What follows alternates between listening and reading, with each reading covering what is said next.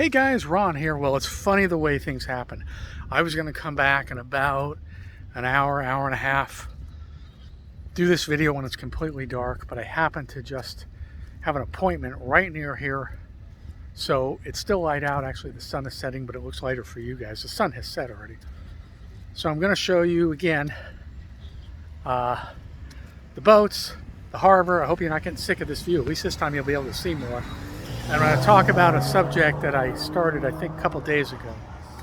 And by the way, soon I'm going to have some daytime videos for you, some really bitchin' houses that are very historical. But for now, I want to finish up my video on the Eagles, the great rock band that at the time of this filming still exists. Unfortunately, without three of its co-founders. One is dead, the great Glenn Frey. Okay, folks, so we're going to talk about the Eagles. This is part two. So the first part I did from their beginnings to 1980 when they broke up, and when Glenn Frey left the group, leaving them broken up, to the second half. So now I'm going to do the second half from 1980 up until present day. All right, let's switch it around. Oh, that's interesting. Sorry, I've got some stuff going on here. All right. Hopefully I won't get killed. And we'll talk.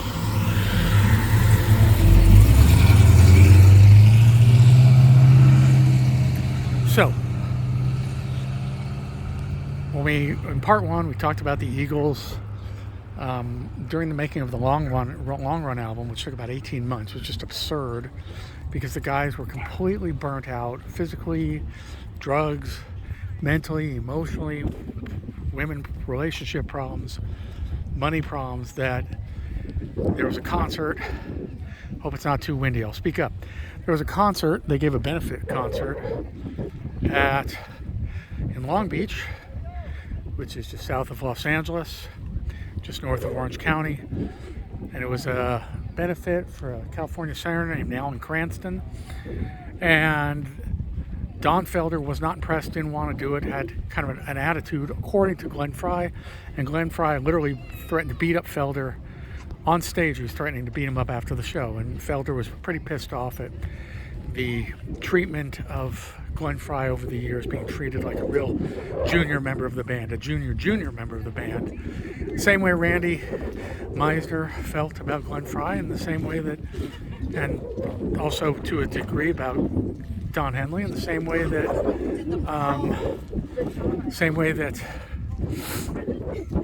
excuse me, gotta get oriented here. Same way that Bernie Lenton felt.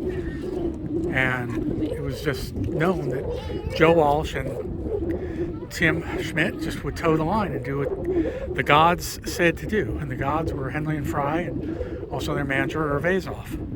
Okay, so let's talk about, I know it's windy. So let's talk about post-breakup. So all of a sudden, Glenn Frey decides he doesn't want to be, literally after this concert. I don't know whether it was the next day, I don't know if it was the next week, but very shortly afterwards, probably within a week at least, he must have told Irv Azoff, the manager, that he did not want to participate in the band anymore. Because Irv Azoff had to tell Felder, and I suppose the other guys, I only know what Felder says, that the band was on notice that they were on hiatus, and he didn't know how long it would be. So, we don't want to watch this guy walking the whole time. So, 1980 it's 1980, and Henley describes it, and Henley's such a great writer. Don Henley said it was a horrible relief, and I know the way he frames his words are just perfect. And he went into a self-described kind of a nervous breakdown, such a deep depression over it. You know, he's barely 30 years old and didn't know what to do with his life. He didn't ever really want to be solo.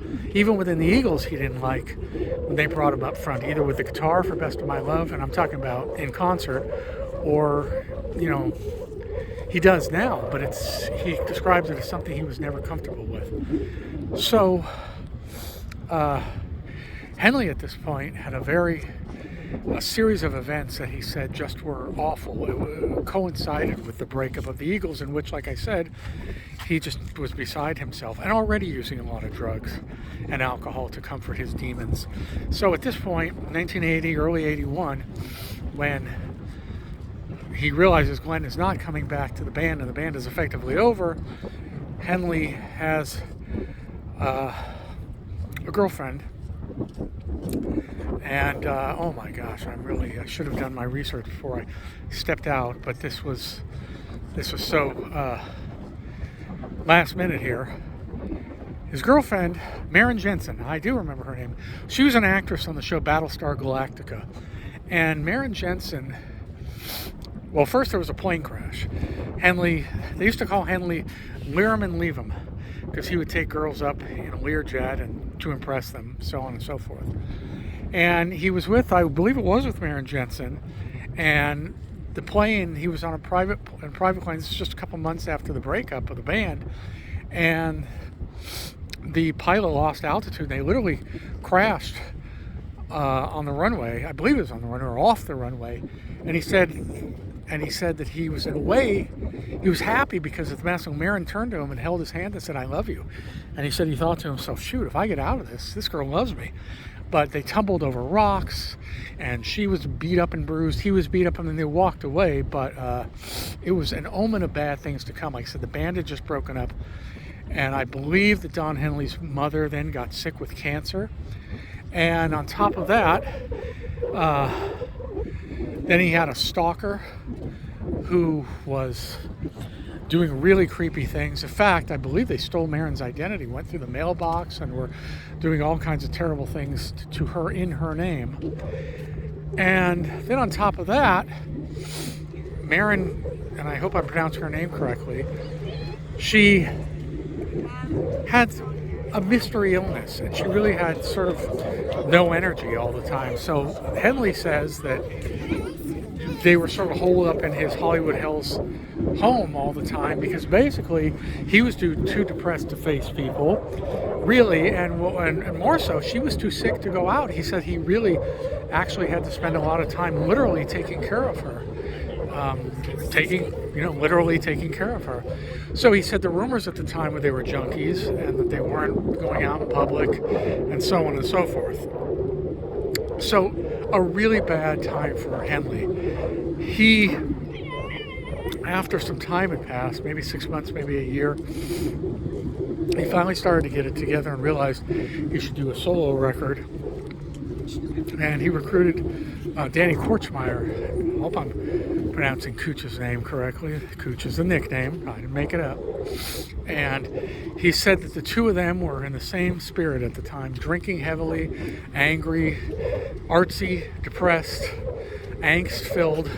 And they started working on a record that would become Don Henley's first solo record. Well,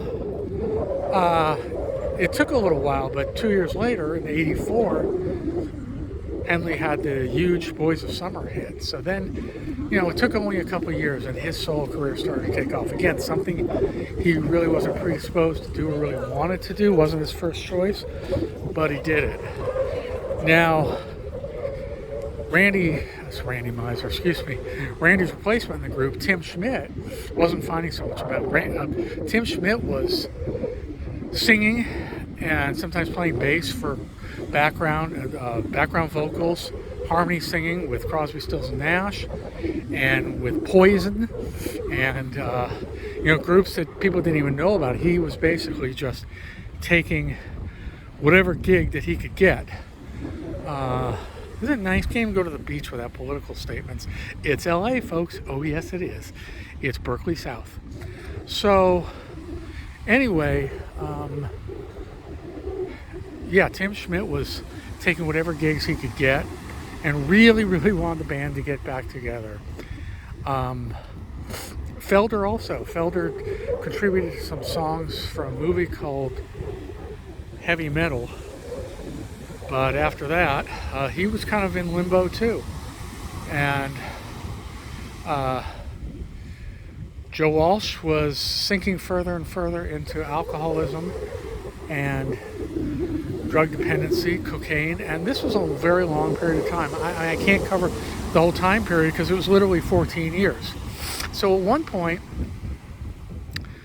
I don't know whether it was 1990, 91, 92, but the idea was to have, I believe, a bunch of country bands put out a bunch of covers of Eagles songs. I remember that, and it was actually a huge hit.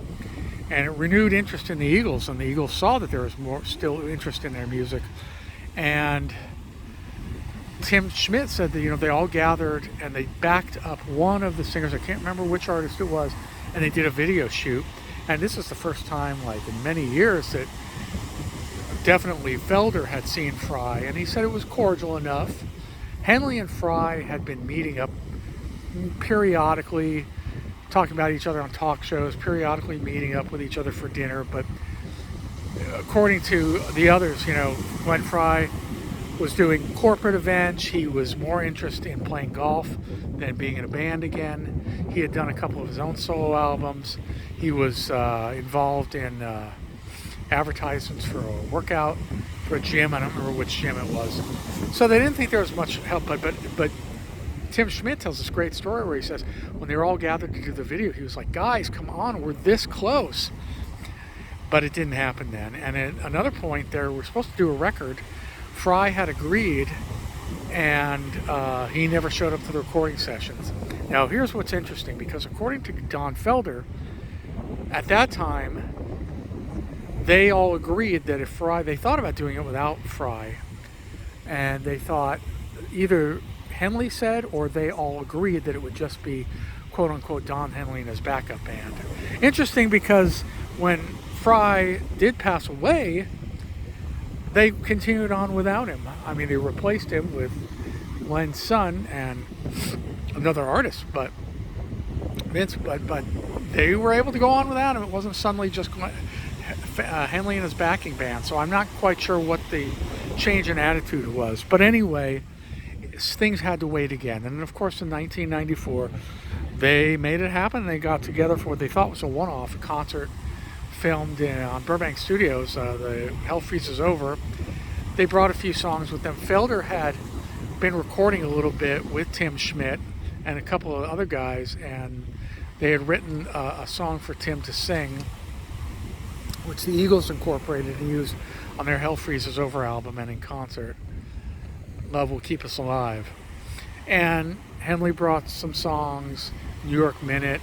Fry brought some songs, and they made a new record. They made it was a few new songs and mostly retreads covering the old stuff, classic stuff, and it sold like gangbusters. And all of a sudden the Eagles were back, and they played those shows. They went on a series of dates and played concerts to back up Hell Freezes Over, and then it was on again.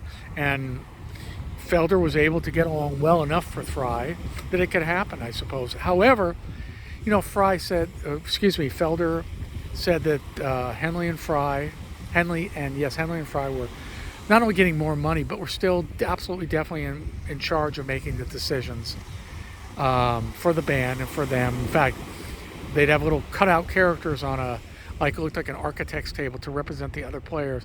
And he said they traveled separately a lot. Getting on stage was the only time that the five guys were together.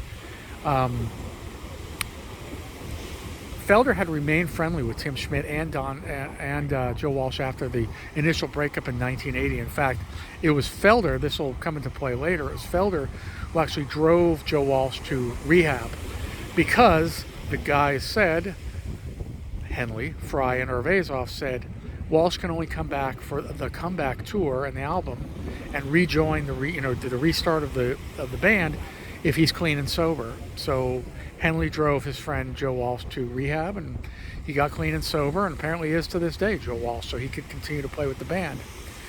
So this went on through the 90s and into the 2000s. Now, there were, but Felder in particular was still smarting. In other words, New Year's Eve 2001, he got very little notice that they were going to play a big concert, and he was very sick with flu. And he said he dragged himself to do it, but he was very sick, and he was hurt that no one definitely not Fryer or Henley asked how he was, showed any kind of compassion. And you know what? I'd be really, really pissed too, because there's nothing worse than being sick and trying not to be sick on stage and having the energy to do it. Like I said in a prior video, Robbie Robertson couldn't do it when he was deathly ill, one of the band's first public concerts. So if you're sick, you're sick. But anyway, then, and also around the same time, Felder's marriage started to break up. His wife had started sort of her own jewelry line, her own jewelry company. She got more and more involved in that, and they just started drifting apart to the point where eventually she wanted a divorce. And things were not going well for Felder, but he got a new girlfriend, a realtor in LA, Catherine, and there was to be a box set of some sorts. I don't remember all the details, but I know that the band was putting it out, and Felder had his attorney, Don Felder had his attorney, dig into some things, because he was 1/3 of Eagle Limited. Eagles Limited, the corporation that started when he was in the band. The other two, when they quit the band, Bernie Ledden and Randy Meisner sold off their shares to Eagles Limited. But Eagles Limited still consisted of Felder, Fry, and Henley. So he was getting shortchanged, literally. And when the band found out that he was having an attorney look into it and, you know, how the money was being distributed, Glenn Fry especially was so incensed that they called a meeting, apparently, and fired him. Literally fired their second guitar player, Don Felder, who had been there, you know, except for the 14-year absence of the band breaking up, who had been there since 1974.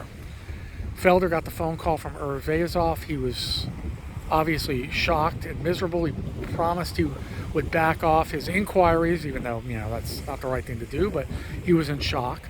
The Eagles were all he knew. He tried to call Glenn Fry and actually got a hold of Fry, but Fry held firm. He just said, you know, stand tall, you'll land on your feet, good luck. Something like that. It wasn't even that friendly. He actually also said, I never want to get another phone call from this particular attorney that was representing Felder before, looking into the, you know, the marketing of this particular upcoming box set.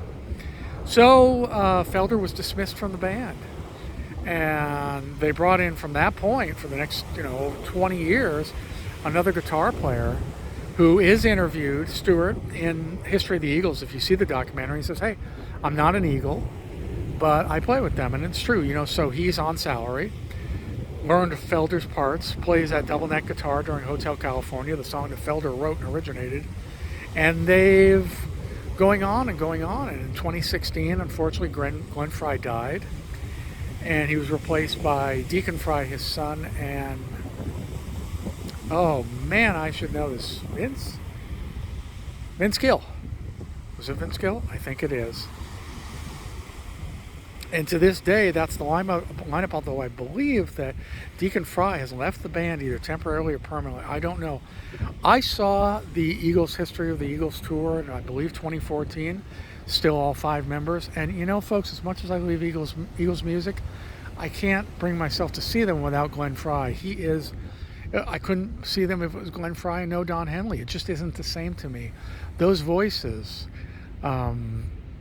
it's everything to me. So I have not seen them in concert since, but I certainly appreciate their music and their history in Los Angeles and Laurel Canyon specifically, which I'm going to be filming again soon, and everything they contributed to the music scene, and to the, you know, to LA in general, as far as the pop scene, pop, rock, country. Can we see me? No, we cannot. Whoa, sorry about that. We'll see me with the sunset behind me. All right, folks, I'm glad I got that one out. So that's the Eagles Rock Band Part 2, and that sun going down behind me. My name is Ron. If you like the channel, please subscribe. If you do subscribe, please hit the little bell icon next to the subscription button, and then you'll be notified when I post. And also, folks, please give me likes, please, because then, you know, it advances through the algorithm of YouTube. I don't even know what I'm talking about, but I know the more likes I get, the more people are directed to the channel. Do I know what algorithm means? I don't know. Before my time. After my time. After my time? All right, guys. I'll see you at the next location. Whoa, let's flip this. Take a look. All right, I'll see you guys at the next location. Thank you, and bye-bye.